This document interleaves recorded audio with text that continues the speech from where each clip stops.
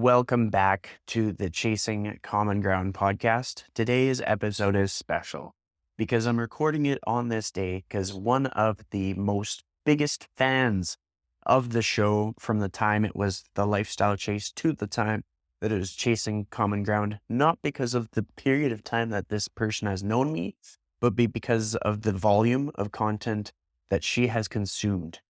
Joan, this is a shout out for you on your birthday because you've been so supportive of the content that I created, and I really appreciate it.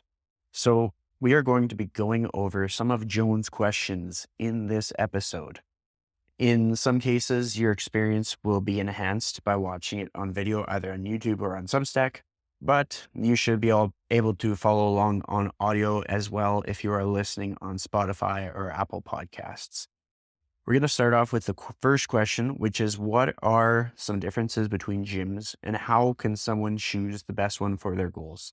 And to contextualize this for you, I have several gym memberships and they are each for different reasons. I have a gym membership to a place called Evolve Strength, which is essentially a concept that was founded here in Edmonton, Alberta, Canada, that has since been franchised. So they have a few corporate locations, a few franchise locations. And the overarching concept is it is designed to suit a variety of fitness modalities, where some of the locations will have more boutique style group classes. Some of the locations are very minimalist, such as the original location where I'm based out of, where it has a variety of platforms for Olympic weightlifting, a lot of space for powerlifting. They have competition plates. So essentially you can get your calibrated metal plates so that you're using the same equipment that you would use for a international or national competition. So there's Olympic athletes that'll train at a facility like this. There are top performers internationally that will train at a facility like this. But then there's also people in their 80s who just want to maintain their ability in life. There's kids. There are all kinds of different demographics that can all train in the same space. And there really is no ceiling to the ability of how much you can lift. Now, with this, sometimes it can get chaotic. Sometimes it can get loud. Sometimes it can get very, very busy because it's very unpredictable as to who is going to be there at any point in the week. And so while for me, I will conscientiously schedule in-person sessions during the quieter times, just so I have control of that stuff. For somebody just looking to go to the gym and have enough space, that unpredictability may lead them to try a different place. This is by no means any shade thrown at any gym at all, just giving you insight as to why you may make a choice to have an additional membership, which is what I do. So I also have a membership for Planet Fitness, and as much shade as they get, what I like is the predictability. I know that it's generally going to have the exact same amount of people in there because their marketing doesn't really change. There aren't going to be waves or surges of a whole bunch of people during a certain time of the year. Even amidst January, it seems that their membership requirements and being locked into that membership causes a lot of Groundhog Day effect, which, to add some color to that analogy, is basically you wake up to the same experience day in, day out. You see the same people, they're doing the same things, not much changes. And sometimes for somebody working in the industry, that works really well. I also like it for its variety of machines. Now, where a machine can have a disadvantage is if you have a bench press of 300 pounds, which I admittedly do not, but if you did, you are going to be maxed out pretty quick with the equipment available to you. But if you are just somebody looking to be healthy, the sky's the limit. You can use all kinds of different equipment. You can challenge yourself. You can make your workouts as difficult as you want. And that said, the strongest people I know can have a quality workout in a facility like Planet Fitness. And many of the strongest people that I know have leveraged a place like Planet Fitness in the past. The other thing is if you are traveling for conferences or just traveling in general, the amount of locations and the low barrier to entry as far as cost or being able to use your membership at different locations internationally makes it a lot easier. So if I went to New York and I wanted to find a gym, I could use Crunch, which I have in the past, but I can also use a Planet Fitness location. My membership would work. Same thing if I go from Edmonton to Calgary, membership works. I can apply that to things like Evolve, but Evolve is limited to Alberta and BC. And so contextually, this is where it makes sense. I also like to sometimes train in environments where 95% of the people have no idea who I am. If I was to train in the facility where I work, a lot of people are at least going to know that I'm a trainer. And while that's not a bad thing, it can kind of have you thinking about more things than just training. It can lead a person like me to think about work rather than just like life. And sometimes I just want to think about things that do not correlate with work or don't correlate with what's that person going to think if I'm trying this new ab rollout variation and I mess up and fall on my face. We all tend to think about things. We all tend to get in our head sometimes. And so anything that can avoid it is great. So the next question is, how do you recommend using equipment like landmines and Smith machines effectively? And at first, when I saw this question, I thought it'd be complicated to answer, but truthfully, it's not so bad. Because when it comes to equipment like a landmine, which is essentially a barbell anchored at one point, I will have some footage that'll link into this, but the barbell is anchored either with an attachment, or if you have a home gym setup, you can actually use a tennis ball, poke a hole on one end so that it can act as almost like a buffer between the barbell end and your floor, not only to protect the floor, but also protect your barbell. And it would just have this anchor at one end of the barbell, and you'd either press or you'd use it for squatting. It could have a very similar arc to a pendulum squat, obviously with the differences of just the range of motion that you'd achieve and the positioning of your body. But what I like is that when you find your groove, like a position to which, let's say you're doing landmine press and you're able to extend your arm completely, there isn't very much play as far as like falling out of your tracked range of motion. You can potentially feel more confident with the direction of the weight. For me, it's just kind of if anything, it's a novelty exercise where it makes it that much more fun, where it looks cool. Sometimes the setup, you can do your landmine press, you can do a 2-arm press, you can do rotations, you can do your squats, all with the landmine. So if you're short on time, you can do a lot of different exercises with just the landmine, especially for people with like home gym setups where they decide they're going to invest in like a couple pieces of equipment. If you happen to have a barbell, some plates, and that landmine attachment that you can secure to like a corner of your basement, then you have a pretty solid gym, because not only do you have the barbell to do like barbell squats, barbell deadlifts, barbell bench press, but you could also do those landmine activities as well, which makes that equipment that much more versatile, where you may have otherwise been thinking about, should I get a cable machine? Should I get this other machine? Should I get a Smith machine? All these things change. Now, with regards to the Smith machine setup, the thing that I want to outline is sometimes facing into the Smith machine works good for certain exercises, and sometimes facing out of the Smith machine works good for certain exercises. And this will depend on whether you're using it for like a press, whether you're using it for a squat. Some people will use it for deadlift variations. And you would just look at your ability to stay braced and stay upright as you go up and down. Your feet positioning is going to make a big difference as far as how close you are to like the line, the path of the barbell. And things like your hand positioning on the barbell are going to make a difference.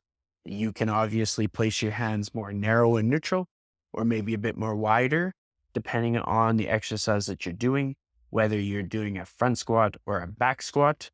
What I like about the Smith machine is, again, if you ever feel like you want to challenge yourself and add a little extra weight, to bail on a Smith machine just requires a rotation of the barbell to hook back in. It doesn't feel as maybe scary as what a traditional barbell squat may feel.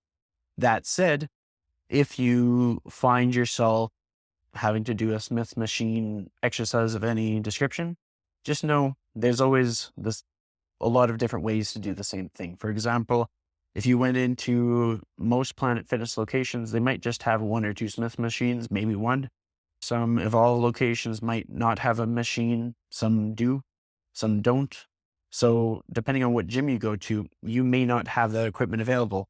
And just know that there are often dumbbells that you can do very similar exercises with and achieve very similar benefits, whether you are loading the dumbbell at your sides, holding on to them like this, or whether you're loading it in front in goblet position.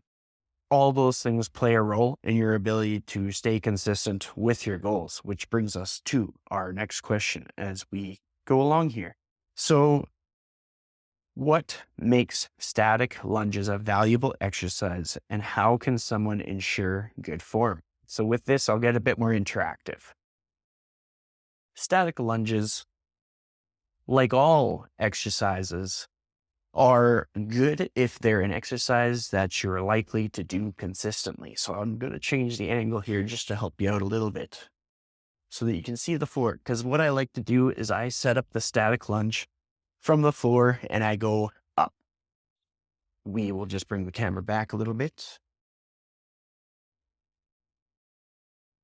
So I line myself up, and imagine your foot, your knee, and your other foot are on two train tracks. So you don't have to go on a line like this.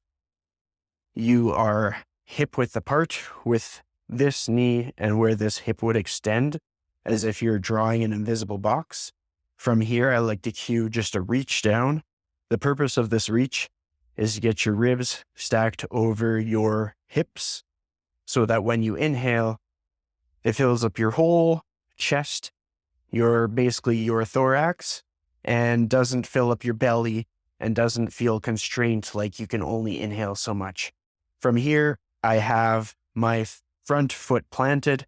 My toes are into the ground on the back. You can always modify this as you see fit. Perhaps you just rest that foot and go for more of a step-up variation. But if you are doing a conventional split squat, you're going to have that back foot planted with the toes. You're going to inhale and stand up with both feet at the same time. Back down, inhale. And what that can help with for a lot of people is their ability to balance, their ability to have coordination. It will also teach you ways to stack your joints in an effort that will help you to have a better mind-muscle connection. So that exercise's ability to be accessible to most people, assuming that they can stand on two legs, and the low barrier to entry as far as like equipment selection, make it super helpful in that way. So how can people get creative with workouts in small spaces? What I would say is using an interval timer. And when you use an interval timer, it allows you to almost superset bodyweight exercises or just increase intensity of different exercises by ensuring that that volume takes place in a constrained period of time. So what an interval timer can do is it's a predetermined period of time for your work and a predetermined period of time for your rest, and then a predetermined amount of sets and basically rounds of time that you're going to do that circuit. So during the pandemic, I actually filmed some exercises where you could follow along with it in an interval timer. I also created a resource that you could kind of learn the fundamentals of movement, mostly body weight. And so if you're actually interested in a resource like that, I've packaged it together into a course, and the link for that will be in the description. That said, things like interval timers allow you to make the most of the environment that you have if you have limited equipment. You can get creative with reusable shopping bags, load them with like soup cans or whatever weights you may have.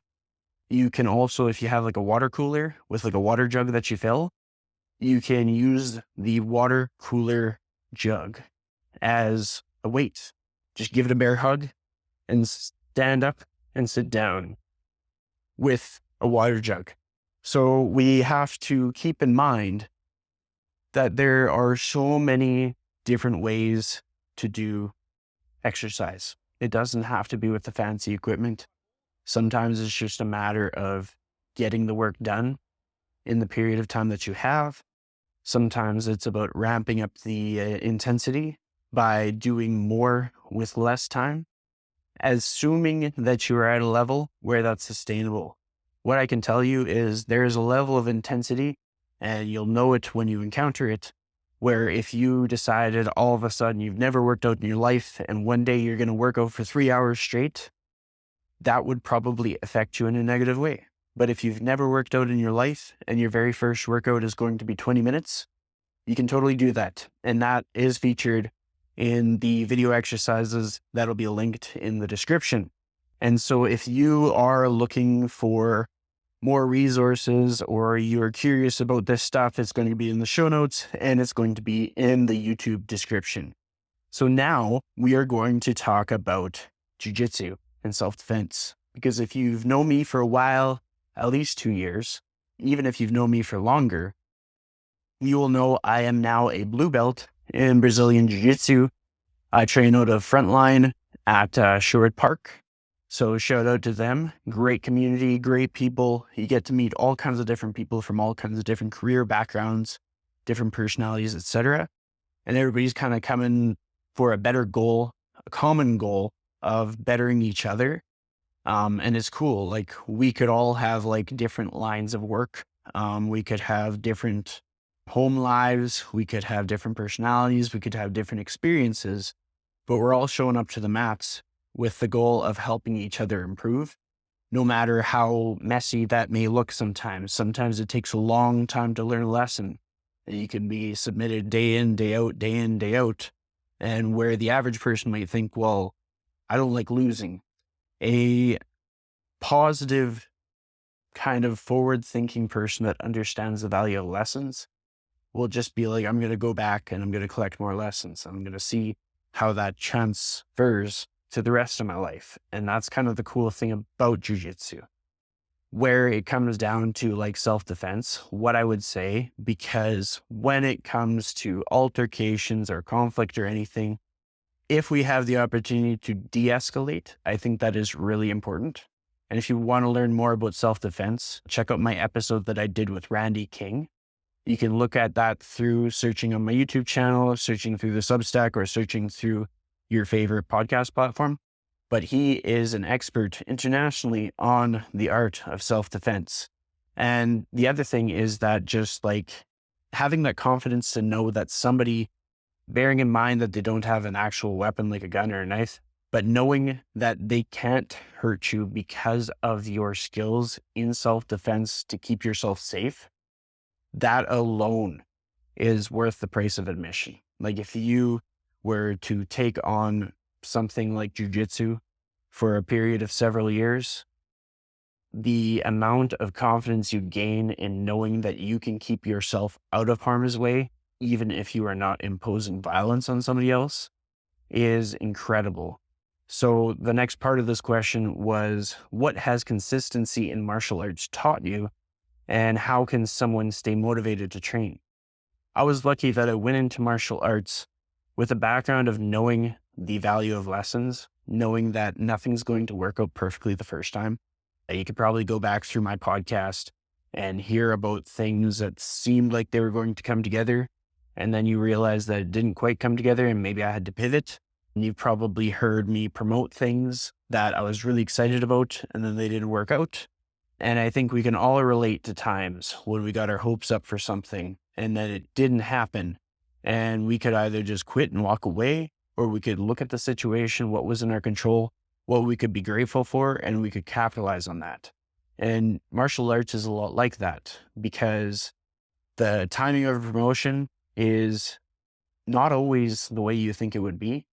Sometimes it could be right after a person loses a competition. Sometimes it could be right before a person is about to quit. Sometimes a promotion could coincide with a time when they just needed some light at the end of the tunnel. There's lots of people who go through health complications as they go through jiu-jitsu, just the same as they would outside of jiu-jitsu, but it's more evident when the demands of jiu-jitsu magnify your state of health. You can get away with a lot of things if you don't apply yourself, but if you are actively applying yourself, it reveals to you a lot of things you may need to work on, or a lot of the things that you shouldn't take for granted. There's people who may realize that they need to tidy up their nutrition. There's people who might realize that suddenly they need to strength train because they need to feel more resilient. A lot of people who are otherwise active and always had a physical labor job go into jiu-jitsu and realize that they need a structured training plan to keep themselves in jiu-jitsu to ward off these freak injuries that could still happen, but with a bit more strength and with a bit more basically ability to do difficult things for longer periods of time. It can help you a great deal when you're doing martial arts. Next question here is around personal and inspirational content. So how has embracing your authentic self helped you connect with others? And how can viewers do the same? Now, this one is not like glamorous, and it's not straightforward, and it's not the first thing that a person would think when they're thinking about advice that I'd give. But what I would say is be yourself, but know that being yourself requires you to hold yourself to a higher standard. So being yourself doesn't mean settle in to what's most comfortable. Being yourself sometimes means surrounding yourself with the people who align with you reaching your potential. Being yourself can mean doing scary things consistently, even though that's more uncomfortable than doing the same thing you've always done. Being yourself means having like a North Star as to why you do what you do and why it means so much. For example, there's been a lot of conversation that I've had with people that I help around alcohol. And I try to ensure that I'm not being preachy when it comes to that topic. But a lot of them have come to their own conclusion that due to high blood pressure that they've been experiencing, or due to their desire to want to play with their grandkids one day, they come to this tough decision that that is going to be their North Star. And despite the fact that being themselves used to involve drinking several beer at the brewery or socializing all the time and catching up with friends, they kind of have to reinvent that part of being themselves. And so they can still frequent a brewery and they can still ask questions about it and they can still socialize, but then they're going to ask for the non-alcoholic varieties, which most breweries have at this point. Or maybe they'll just say they'll pass on the beer and they'll ask for water or a soda, pop, whether you're Canadian or American. I always have to switch it back and forth. And making those changes because of that North Star in their life. But in being themselves, they're not becoming some pretentious like warrior of good decisions.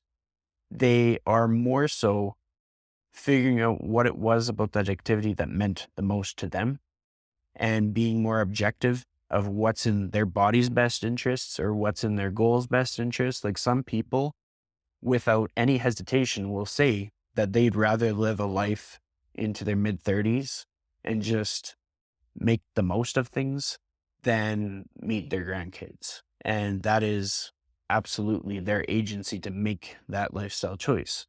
But if somebody says, I want to be healthy in my 90s and I want to take everything, I want to take control of everything to be able to do that, then they have to make hard choices with what makes up their identity, what their lifestyle is like, what choices that they make, things like that. It could result in them needing to make a very firm decision that on every day they're going to get at least 12,000 steps because the benefits of walking that much more are undebatable.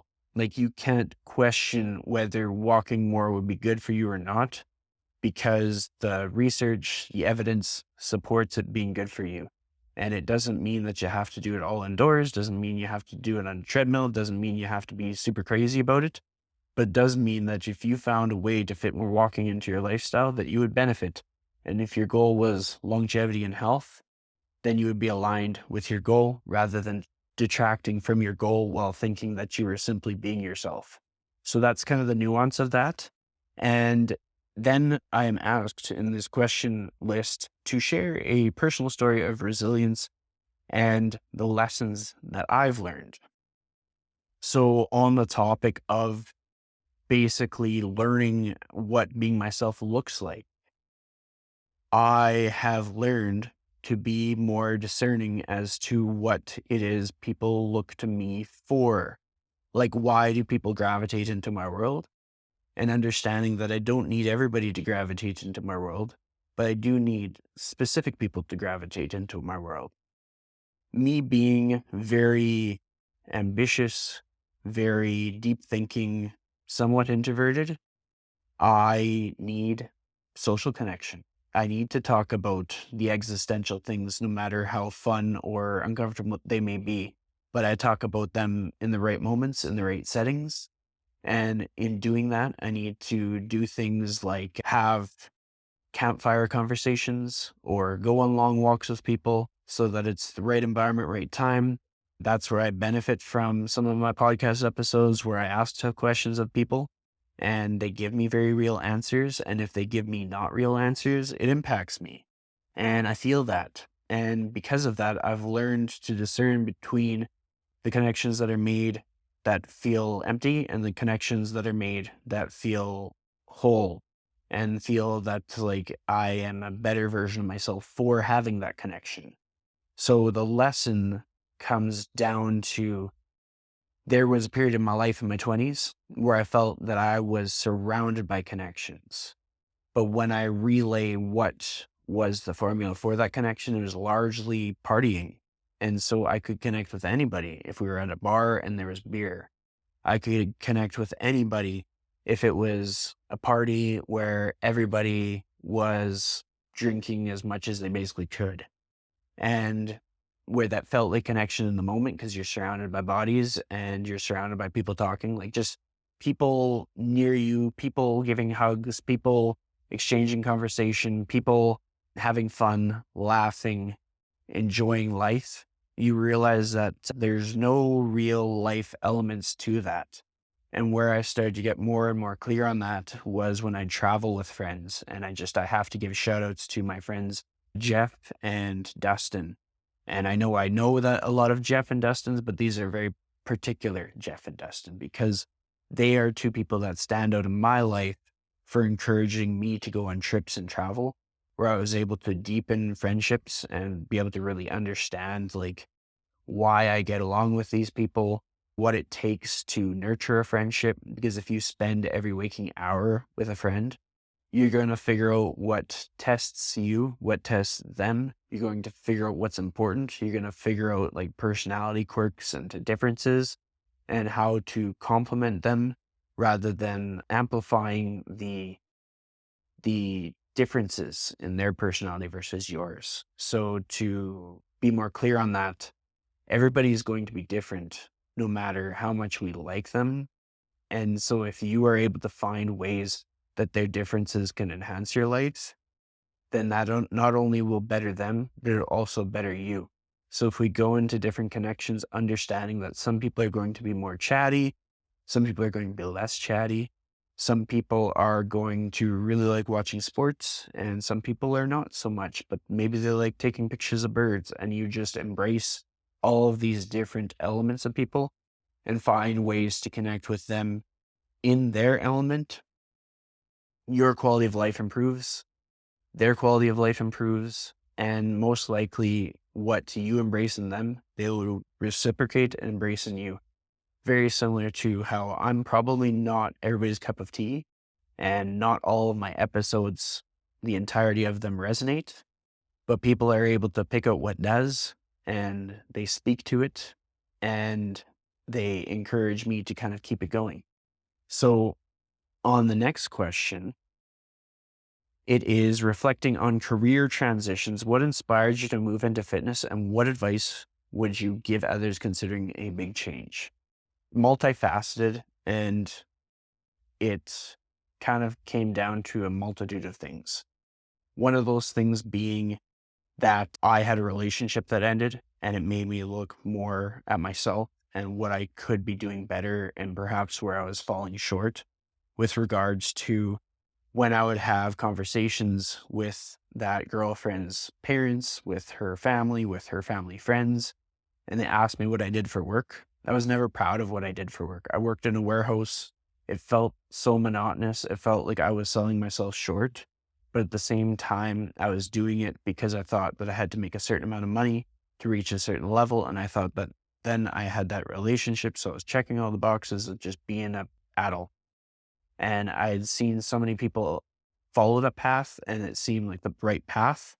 Then as I started to reflect on things, I realized that's not really how I'm wired. And if I'm unhappy with the work that I do, and if I don't feel a sense of purpose and legacy in the work that I do, it negatively impacts my sense of self and my sense of confidence and my sense of purpose. And it's just this negative snowball that can compound over time and result in like a totally deteriorated quality of life and being a terrible version of myself. And so I had started to reflect on like, who would I model myself after? And I thought a lot about teachers from my past. And unfortunately, two of the teachers that I think about have both passed away. One of them was recognized in my podcast where I interviewed his wife. And then another one passed away due to cancer just a few years ago. They are both people that inspired me. I think I have video footage, which I'll include in this, where I was promoting a cancer fundraiser. And as you can imagine, there's a lot of full circle stuff that comes with that. Like, we lose people to a variety of reasons. The one teacher died as a result of a car accident, and the other one was due to her battle that she lost to cancer. And I thought about the impact that they had on me, and what they did that really stood out was they believed in me. No matter what kind of ridiculous dream that I had, I was thinking of doing film school, and they never questioned for a second. And I really needed somebody like that when I was a kid, and it meant the world that they did that. And I wanted to be that for someone. And by unloading sea containers in a warehouse, that wasn't it. I wasn't doing anything special. I could be replaced in a heartbeat. The aspect of the economy that I was inhabiting was unnecessary. We were a middleman company. We could be replaced like that. It was not essential. It wasn't even practical.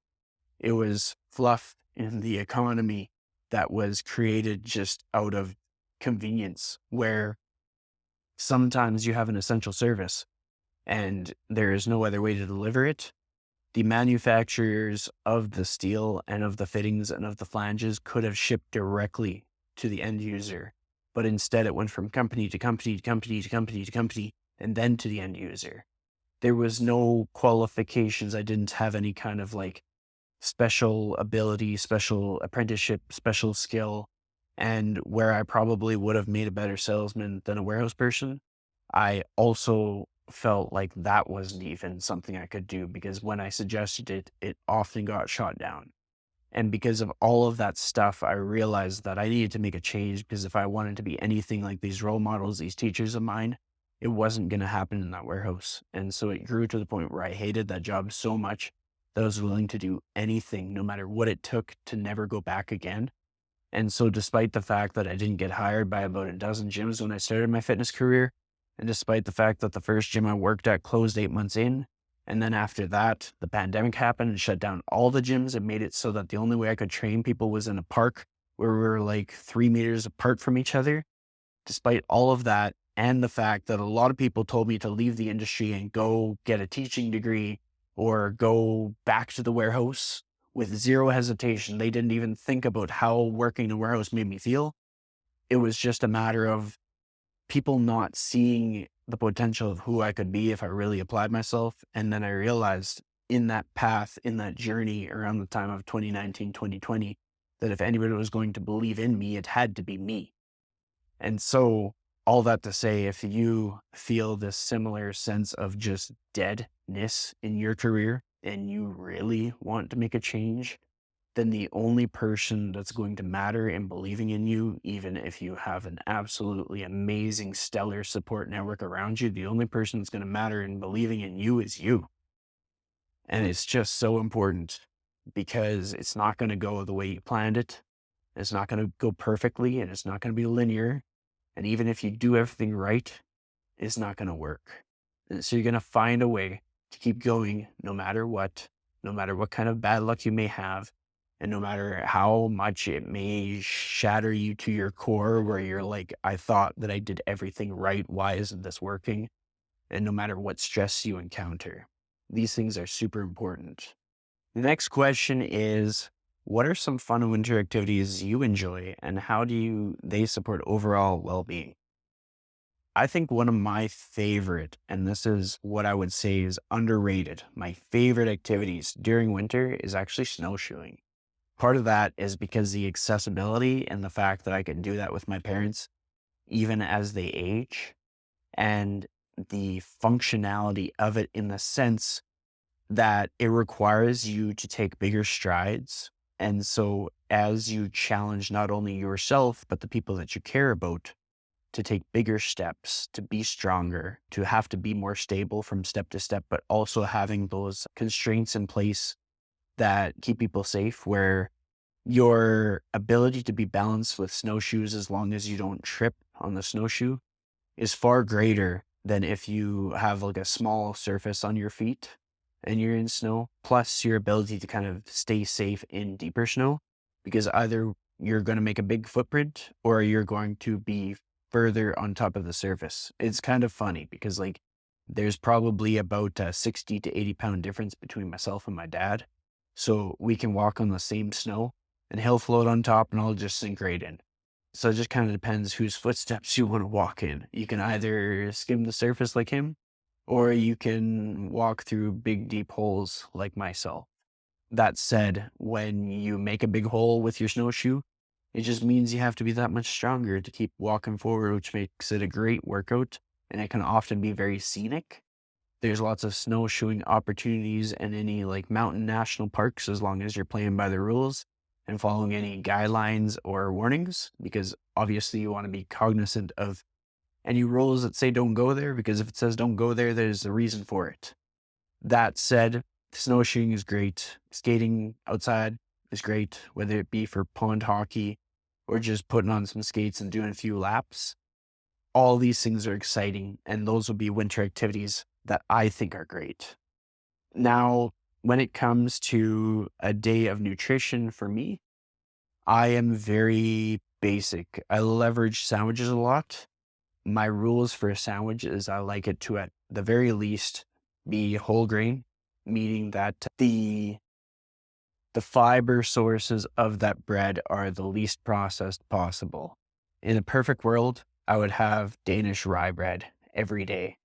And part of that is my Danish heritage, and just part of that is just the realities that European made bread, a lot of the process of that bread takes place more before digestion, and then the process of bread in North America takes place during digestion, which is where you'll find a lot of people have a gluten intolerance because of the processing of the bread. The way I describe that is not as technical as it could be. So just know that sometimes if you are noticing gut issues with a bread that is made by Wonder Bread or something versus less gut issues with a bread that's like a sourdough, it's because the sourdough has to set for a period of time before the bread bakes. Whereas something like a generic Wonder Bread product, they can make that very quickly because most of the fermentation happens in your stomach, which for some people is fine, and for a lot of people, it can react negatively for them. With that said, sandwich is more than just bread. And so some of the additional elements that I may add would be the sandwich meat, the cheese. Those can be both sources of protein. As far as sandwich meat, if you really want to get diligent with your nutrition, you could do something along the lines of a rotisserie chicken and just tearing it up. You could get even your own meat slicer so that you could do slices of like a lean turkey and just have like little shreds of meat. Then you don't have to worry as much about like sodium content or potential preservatives, stuff like that. That said, I don't think it's worthwhile to fearmonger around your standardized typical sandwich meat. Obviously, anything cured you're going to want to do in moderation because of the sodium content, but like a very lean, minimally processed like deli meat, honey ham, black forest ham, shouldn't be any problem with that. A turkey, sliced turkey that's actually in the store from the package, not a bad idea there either. Just be cognizant of the nutrition labels and how that could impact your daily intake of things like sodium, and just know that too much of anything isn't good. But also start to look at like what portions would you need to hit your protein goal for that meal? Because where some people might put like one slice of deli meat into their sandwich, that might just be a drop in the bucket for hitting their protein goal. And they might have to add in like a protein bar with that, or maybe they'd add in some pepperoni sticks or something like that. Whereas if you're tight for time and you just want to have one item for your meal and you want to cut back on additional calories, you could do 4 slices of deli meat into that sandwich plus your piece of cheese. And most likely that would put you in the range of 30 to 40 grams of protein for that sandwich, which when you scale that out to 3 meals, for a lot of people that can at least get them closer to the protein goal for the day. And perhaps they could supplement that with like a protein shake or with some boiled eggs, whatever suits them, their lifestyle, their preferences. The other thing is I do eat a lot of eggs. Generally, I'll just have them scrambled. Sometimes I'll get creative with my baking. Recently, I made some bran muffins where I took a muffin mix. I added some zucchini from the summer from the garden, my parents' garden. And then I added 4 eggs instead of 1 egg as the recipe called for. And I just mixed it to a consistency that was easy for putting into the muffin tins and not too runny. That in mind, just know if you make a recipe runny, but that is coming from the eggs, it's probably going to come out fine. It's just going to be a little bit more eggy than maybe you had initially anticipated. You can offset this with like different spices like cinnamon, nutmeg, stuff like that, if you are looking to give it that sort of like baked good essence. So just keep in mind, you can get creative with the chemistry of your recipes to hit your goals in that way. Next topic here is community and events. Why is community involvement important to you, and what are some ways others can get involved? I've always received a lot of support and mentorship and being a mentor as well from being involved in various communities, whether they be in like the business community, the fitness community, the geographical community.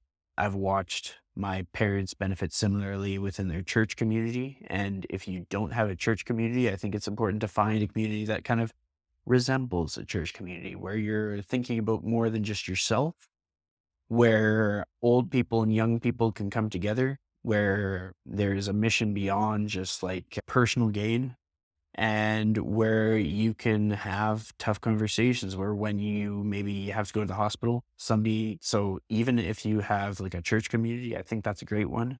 But I try not to fit anybody into a box because there's so many different ways that we can express faith and religion and stuff like that. And I hope that people of all backgrounds and faiths feel some resonance with how I talk about things. And so I would say just find things that suit you. For me, the entrepreneurial community suits me well because of my ambition and my big ambitious goals. For other people, that's not their cup of tea, and they might be more driven to be part of like a sports community or part of a networking community related to their industry. Maybe it's like the carpenter community, stuff like that. And key moments in my personal growth journey that might inspire others, I would say when I wasn't able to get my first job at a gym. And so I connected with some friends who owned a bar, and I asked if I could host a group fitness class in their bar. And so during the hours that the bar would have otherwise been closed, they helped me clear out a space that was usually their dance floor and they suggested I collaborate with another more established trainer just to make sure everything went smooth. And that was my first iteration of a group strength class that wasn't a spin class because I was already instructing spin. That's the first opportunity I got to be able to gain some experience that I could then apply on my resume to gyms that were looking for people with experience. What I would say though is if there's a gym owner watching this, bet on people, don't make them have all this experience before they even work with you because they got to get experience somewhere, right? This next segment, we're going to talk about aerial and travel content. So I'm going to tell you about two different places because one I have drone footage and one I don't, but I think I might have some other GoPro footage. So we'll see what I can dig up. But my favorite place that I've visited and what it taught me, the first one I want to call out is Hawaii. Also Costa Rica, we'll toss that in. And the things that those trips have taught me were the ability of taking a leap and like what it can do for you. And then also the importance of connection in life, because if you're just doing the 9 to 5 grind and you're not having these trips with friends where you're sleeping on beaches, where you're not sure about everything, but you're just going to figure it out together, where you are going to go somewhere new, not because you know what to expect, but because you know that going somewhere new is good for you. All these things are valuable in your personal growth. And throughout all seasons of life, I think there's lots of different dynamics to make this happen. When you're younger, you might make these plans with friends. When you're older with your family, you might make these plans with like parents or siblings or kids or cousins, etc. Which is a great segue because I've been to Denmark twice. And the first time I went was with my parents, and I got to meet a lot of like second cousins and like my mom's cousins for the very first time. Some of them I was meeting for like the second time because they had come to Canada first. And I was able to get better acquainted with just so many different relatives and kind of see the commonalities and see perhaps like some of like the traits that rang through from generation to generation, or just the common ground that we had, even if we weren't that related. And I was able to learn from different cultures and learn all the things. Like that's when I first understood about spelt, which is just a different way of creating the things that go into bread. It's more nutrient dense than your flour that you might be used to.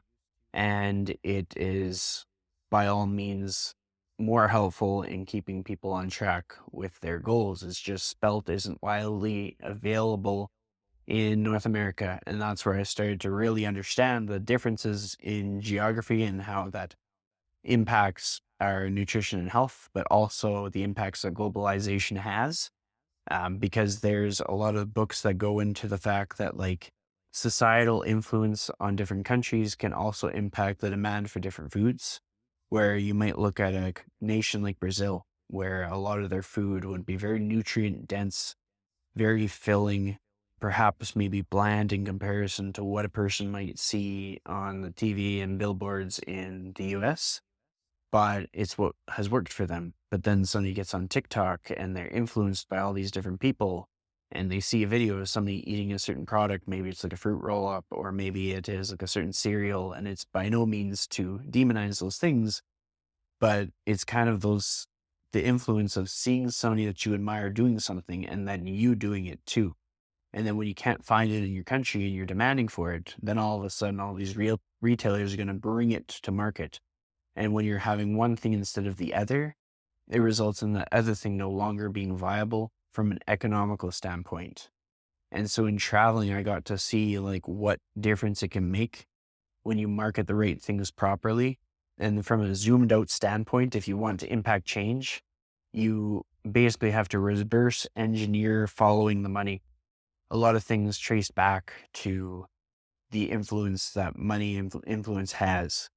So if somebody is able to make a profit from cereal, then cereal is probably going to be a mainstay for a lot of people. But if somebody is able to make a profit from chicken, chicken is going to be a mainstay for a lot of people.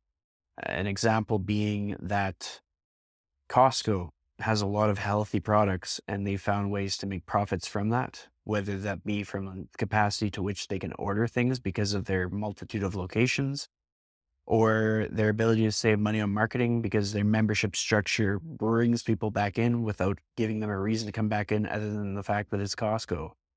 There's jokes that people make that Costco brings people back in based off their $1.50 hot dogs, and that may be true. And then when they're in there, there's a lot of variety of items that people can get that are in alignment with their health goals.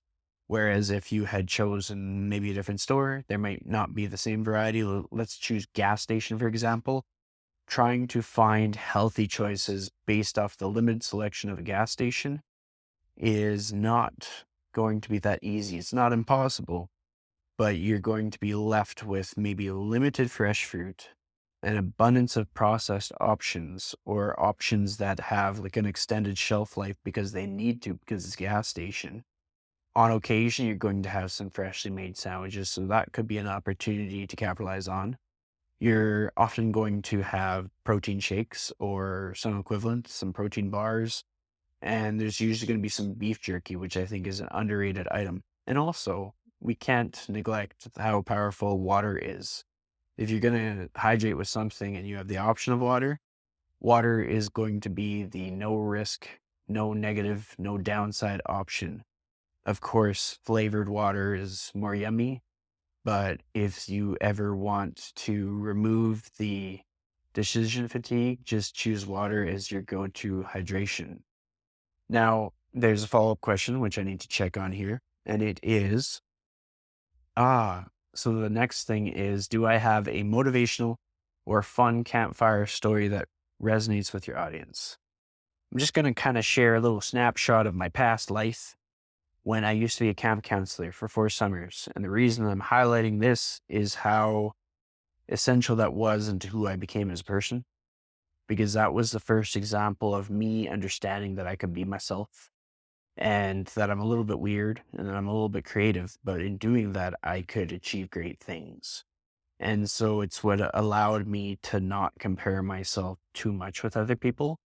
And in today's world, a lot of fitness professionals will look at another fitness professional and they'll be like, I need to do what they're doing because they're successful. So if I do exactly what they did, I will get exactly what they got. But I was able to really understand how everybody is very unique and different.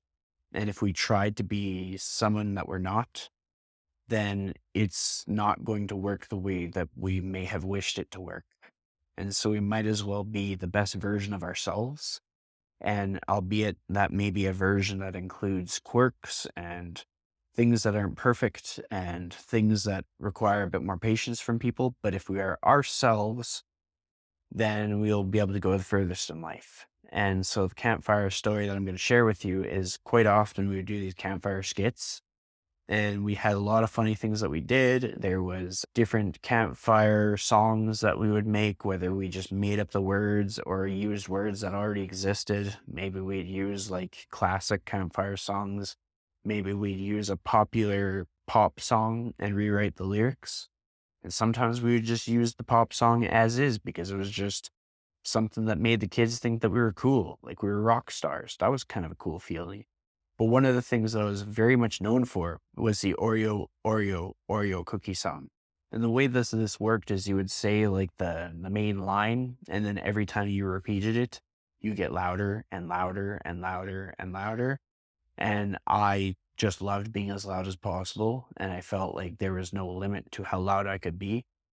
Even if I lost my voice for like the next week because of it, it just felt so worth it. And there was like another counselor that had been super loud herself and I outlouded her. And so she basically gifted me with that title of being the guy that does the Oreo cookie song. And so it went like this. It was like Oreo, Oreo, Oreo cookie. Ooey gooey, ooey chewy in my tummy wummy. Oh, how I love that Oreo cookie. And then I rip off the top and I lick out the middle. And then it circled, it repeated and repeated and repeated. And I think I might have butchered the way that I said that, but that was the main formula of it. And you would just keep going and keep going and keep going. And finally there was a line that kind of closed off the song, and the kids would have fun. A lot of the counselors would have fun. Some of them would lose their patience and they'd walk away. But that's where I realized that, like, when you're being yourself, you're not going to be for everybody. But when you're being yourself and you're causing no harm and you're helping other people be themselves and you're helping other people have fun, it can change a lot of things in life. And it's something that I kind of apply to my work as a trainer, where I help people be themselves. We might have different backgrounds or different like pillars to our life or different experiences. But if we're both helping the people around us in our own unique ways, then we can collaborate. It'd be different if I was working with somebody that was just a menace to society. I don't think I'd allow them to be themselves. I think I would be more influential on their decisions to the point where it may cause conflict, where they may have to change themselves drastically to be a better person, or perhaps be offended by the way that I show up to life. And that's just kind of the way that life goes. But that was my campfire story that just kind of stands out and makes me realize how fast time flies. So the next one is technology and tools. So how have modern tools like ChatGPT impacted your work, and what should people know about them? What I would say is that ChatGPT can help you come up with ideas and concepts and thoughts in a similar way to how you could work with a friend on a project. But that project will have no meaning to you or anybody that you know if you don't have some essence of yourself in it. So whatever outcome you get from ChatGPT, you still have to finesse it yourself. Whether it's a form of art, sometimes it can be inspiration for the art you're going to create, and then you put brush to paper and you create art yourself based on that. That's where the magic starts to come out. With creative writing, sometimes ChatGPT helps you to structure what your writing will be about, the flow of it, the length of it, and how you will draw out the story, grow the story. But it's not doing the writing for you. And when it is, it becomes so dry, so empty and hollow that it's just going to sound like every other piece that somebody else puts out into there. So you want to work collaboratively with AI and with ChatGPT.